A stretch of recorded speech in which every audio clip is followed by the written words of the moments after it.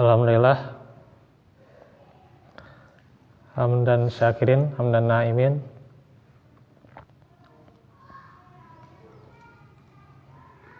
Ini ikmatihi atimmus sholihat. Asyhadu an la ilaha illallah wahdahu la syarikalah wa asyhadu anna Muhammadan abduhu wa rasuluh allazi la nabiyya ba'da. Alhamdulillah, pada malam ini kita kembali di majelis ilmu di waktu maghrib, yang merupakan salah satu waktu yang barokah dalam menuntut ilmu, yang kita akan melanjutkan pembahasan hadis tentang bab perintah menjaga hafalan Al-Quran dan peringatan dari melupakannya. Kemarin kita sudah di muqaddimahnya. Sekarang kita akan baca hadisnya. An Abi Musa radhiyallahu anhu anin Nabi sallallahu alaihi wasallam. Dari Abu Musa radhiyallahu anhu, dari Nabi sallallahu alaihi wasallam. Beliau bersabda,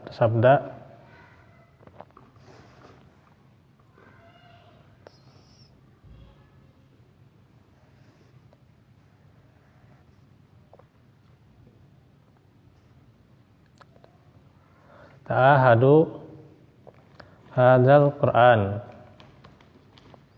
Jagalah Al-Qur'an. Yang dimaksud diantaranya menjaga hafalan. Fawalladzi nafsu Muhammadin biyadih.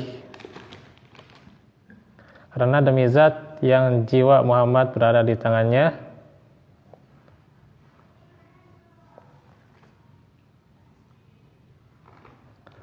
lahuwa asyaddu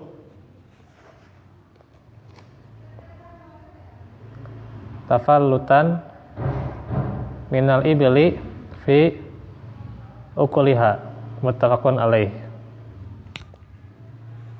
Al-Quran itu jauh lebih cepat hilang, melebihi unta yang diikat, muttafaqun alaih. Jadi di sini juga ada perintah untuk menjaga Al-Quran. Ketika Al-Quran itu mempunyai dari segi fasahah atau bahasanya, balaghahnya itu, sehingga mudah untuk menghafalkannya, maka tentunya utamanya seorang bisa menghafalkannya. Walaupun ya yang kemarin dibahas bagaimana, tentu yang intinya adalah seseorang itu bisa memahami isinya gitu.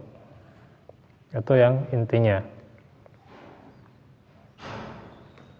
Tapi dalam hal amalan ada yang namanya amalan yang wajib, ada yang afdoliyah ya. Maka hafalan Al-Quran juga itu termasuk amalan afdoliyah ya.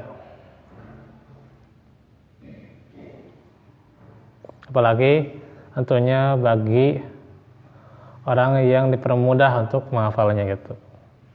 Kalau seandainya model itu metodik cara untuk menghafal yang termudah itu ada nggak kuncinya? Banyak metode untuk menghafal Quran itu banyak. Ya, untuk cara Ya. yang termudah.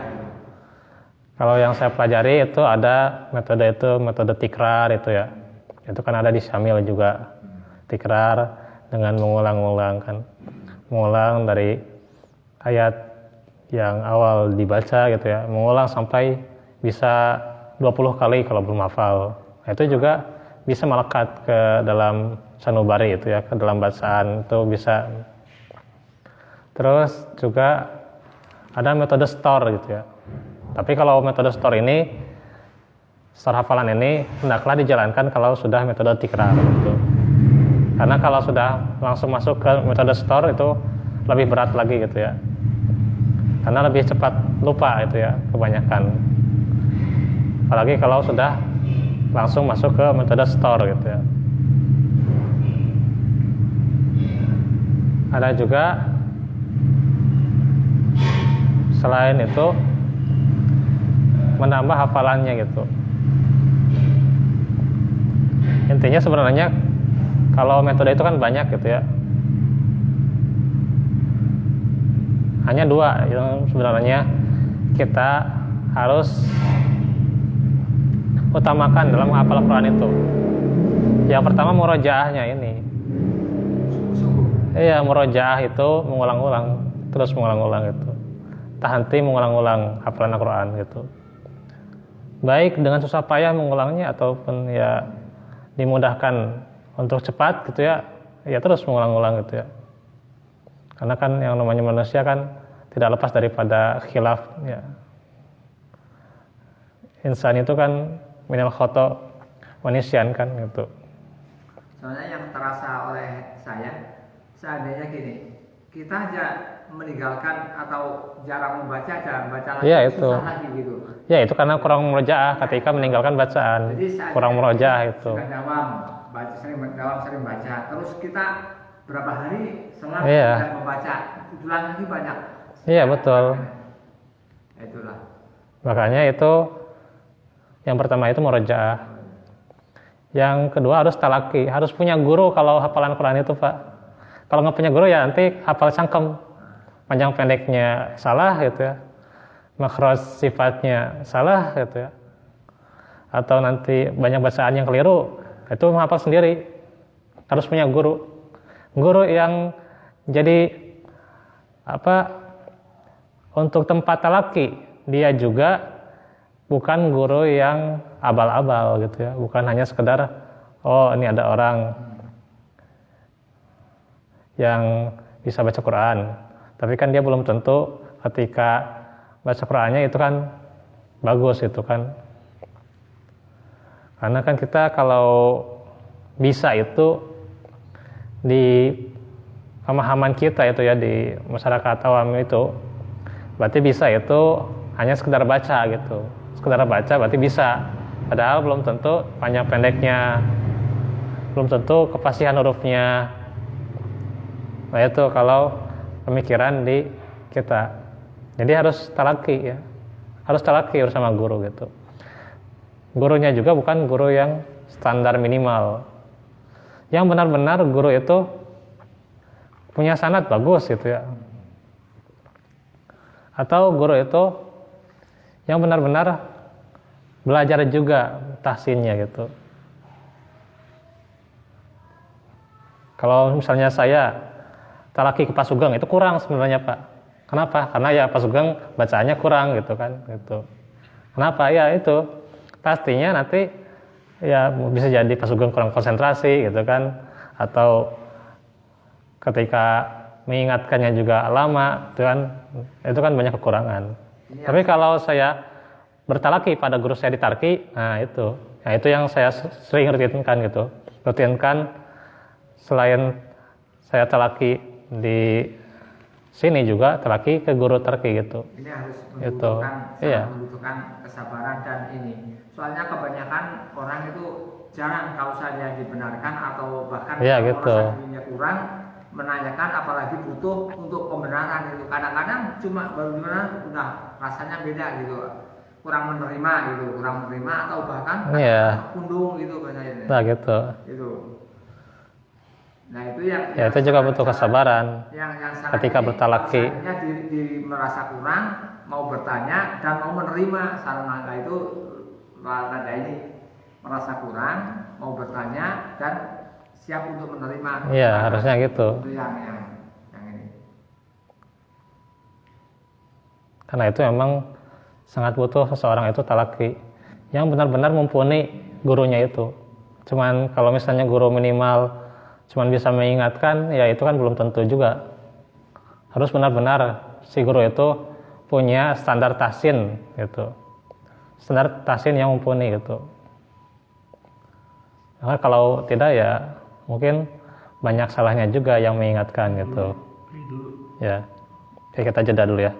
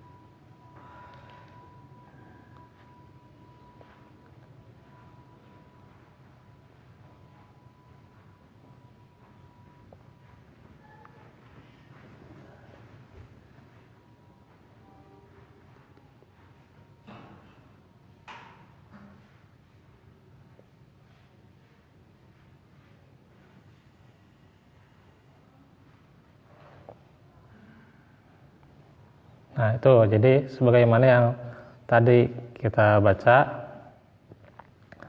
adalah ketika seseorang itu talakinya kepada orang-orang yang benar-benar punya penguasaan tahsin gitu. Jangan talakinya ya kalau belum menguasai tahsin pasti banyak salahnya itu. Ya seperti kalau saya ke Pak Sugeng itu kan kurang misalnya. Karena apa? Walaupun ya Pak Sugeng bagus itu bacaannya dulu gitu ya, tapi kan sekarang sudah hilang gitu kan bacaannya kebanyakan. Maka ya kurang cocok gitu. Tapi kalau saya talaki ke guru Bitarki itu ya, itu yang dirutinkan, itu lebih bagus. Karena apa? Bisa ada penguasaan tahsinnya gitu. Dan lebih mahir dalam penguasaan tahsin. Nah itu yang sebenarnya talaki itu dianjurkan dan memang harus punya guru yang seperti itu gitu. Kalau jenisnya hafalan gitu. Hafalan dan bacaan. Yang pokoknya itu hafalan itu memang harus ada guru yang benar-benar menguasai tahsin. Tetapi juga mengingatkan juga bagaimana tujuan untuk menghafal juga bukan hanya sekedar hafal, tetapi memahami, itulah yang paling penting. Saya setelah penyakit stroke banyaknya lupa aku. Iya, makanya tentunya kalau bagusnya itu kita juga semuanya lebih banyak belajar lagi gitu ya kepada guru yang lebih bagus ya dalam bacaan tahsinnya. Seharusnya ya, tapi kalau misalnya memang keterbatasan dari segi biaya dan seterusnya memang ya itu dimaklumi saja. Yang pasti man la yatraku kulluh la yatraku kulluh gitu kan kaidah usul fikihnya kan gitu. Barang siapa yang tidak bisa mengerjakan semuanya ya, maka jangan tinggalkan belajar walaupun cuma sebagian gitu ya gitu. Jadi kalau nggak bisa belajar sekemampuan untuk bersama guru, ya yang terpenting bagaimana dia belajar gitu aja dulu gitu.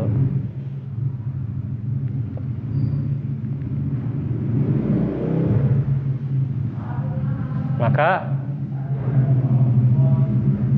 minimalnya kita saling mengingatkan gitu ya terhadap bacaan gitu ya. Dan kita juga jangan sungkan-sungkan ketika ingin diingatkan. Jangan segan-segan.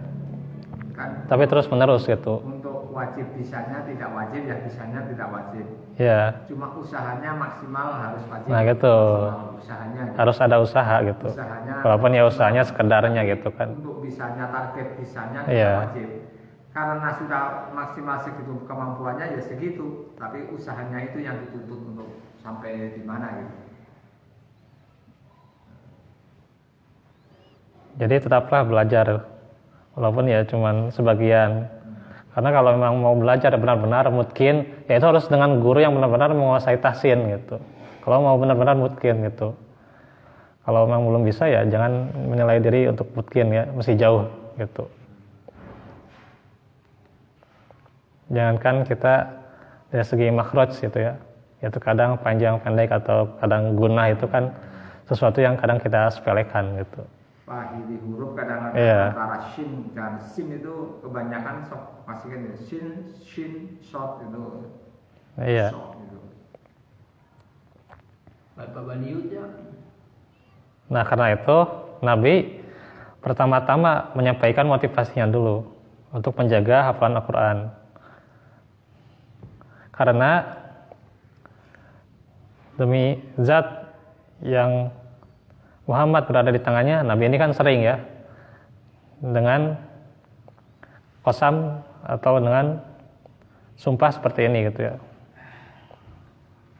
Karena itu kalau yang namanya makhluk harus bersumpah dengan nama Allah gitu ya. Tidak boleh bersumpah dengan nama makhluk. Demi Allah, demi Rasulullah itu tidak boleh gitu ya. Tapi cukup demi Allah saja. Iya. Nah, dengan sumpah ini beliau mengatakan bahwa Al-Quran itu jauh lebih cepat hilang, melebihi unta yang diikat. Jadi kalau sudah tidak dimurojaah, tidak dibaca apalagi gitu ya, itu pasti lebih cepat hilang gitu ya. Iya. Sedangkan ada jeda aja, kita sudah dawam rutin membaca. Ini jeda berapa hari tidak membaca, sudah beda lagi ke sana untuk memulai gitu. Iya. Banyak lupa gitu, banyak yang. Terus yang kedua hadis dari Ibnu Umar radhiyallahu anhuma anna Rasulullah sallallahu alaihi wasallam qala innama masalu sahibil Quran. Rasulullah bersabda, sesungguhnya perumpamaan bagi penghafal Al-Quran kamasalil ibili al-malakahu, yaitu seperti pemilik unta yang diikat. Inna ahada alaiha amsakaha wa in atlaqaha zahabat. Jika ia menjaganya, maka akan tetap terjaga. Tapi bila ia lepaskan ikatannya, maka akan pergi. Muttafaqun alaih. Nah, ini juga hampir sama ya. Hanya saja di sini dikasih gitu ya, terghib dan tarhibnya. Kalau dijaga hafalan Quran itu, maka terus terjaga gitu ya. Tapi kalau tidak ya cepat hilang gitu. Jadi artinya harus ada pemeliharaan ya. Jadi ya, harus ada pemeliharaan. Sudah hafid, ya sudah ini harus peliharaannya harus benar. Iya. Sekali. Iya, betul. Makanya harus punya target, Pak. Target misalnya sebulan. Fokus itu aja misalnya sebulan fokus juz 1. Jangan berubah-ubah gitu ya. Jangan juz 1 di bulan itu, nanti di bulan itu juga juz yang lain. Jangan. Kalau misalnya target di bulan ini juz 1 Misalnya tetap juz 1 gitu. Nanti bulan depan juz 2. Nah, itu kan sampai gitu ya. 3 tahun bisa gitu. Kalaupun istiqomah konsisten gitu ya, itu yang beratnya gitu. Apalagi masalah mengamalkan lebih lagi gitu. Berat menjaganya. Iya. Yang mana hafiz itu sudah hafal, terus kita berusaha untuk bisa jaga supaya jangan sampai lupa itu gimana? Karena memang susah gitu ya. Iya. Susah ya gitu. Yang paling berat itu. Karena ada yang sudah kita kuasai benar enggak, sudah hafal, nggak tahu kebenarannya sampai di mana, letak presentasi kebenarannya, tapi itu hilang semua. Iya, lagi, makanya itu. Lepas lagi. Kembali lagi dengan murojaahnya itu. Iya, lepas lagi. Supaya si unta itu diikat, ya kita diikatnya dengan ikatan yang kuat gitu. Maka murojaahnya harus terus menerus gitu. Ulang-ulangnya Ya. sering gitu. Ya harus sering gitu. Intinya mah itu. Ya bisa dibaca dalam sholat atau tilawahnya itu lebih sering gitu kan. Menambah kuantitasnya gitu. Bagi yang IQ-nya cara daya serapnya lemah harus baca sering mengulang gitu. Metode Iya. yang paling ini harus sering mengulang.